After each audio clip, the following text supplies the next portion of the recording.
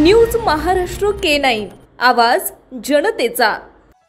गांजा विक्री करण्याकरता आलेल्या दोघांना केले जेरबंद। अंमली पदार्थ विरोधी पथक 1 ची दमदार कामगिरी।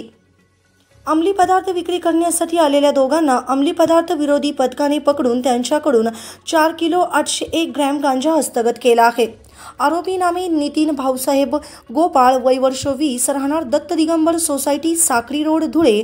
तसेच लकी छोटू पवार, वय वर्ष 19, राहणार लक्ष्मी नारायण कॉलनी, साक्री रोड, धुळे अशी अटक केलेल्यांची नावे आहेत। मिळालेल्या माहितीनुसार अंमली पदार्थ विरोधी पथक सिंहगड रोडवरील Sinhagad institute of management college परिसरात पेट्रोलिंग करीत होते। त्यावेळी गेट समोर दोघे जण संशयास्पदरित्या थांबलेले आढळून आले। त्यांना पकडून त्यांची झडती घेतली असता त्यांच्याकडे 96,020 रुपयांचा 4 किलो 800 ग्रॅम गांजा व 2 मोबाईल असा 1,16,020 रुपयांचा माल आढळून आला। दोघेही मूळचे धुळे जिल्ह्यातील असून त्यांनी हा गांजा कुठून आणला याचा पोलीस तपास करीत आहेत।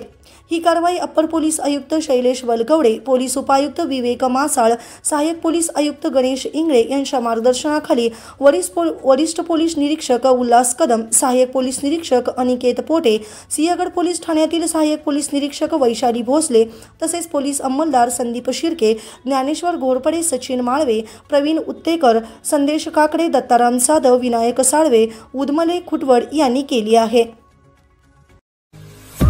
महाराष्ट्रातील महत्त्वाच्या आणि ताज्या बातम्या पाहण्यासाठी आमच्या न्यूज महाराष्ट्र K9 चॅनलला YouTube वर सबस्क्राइब करा आणि बेल आयकॉन प्रेस करा।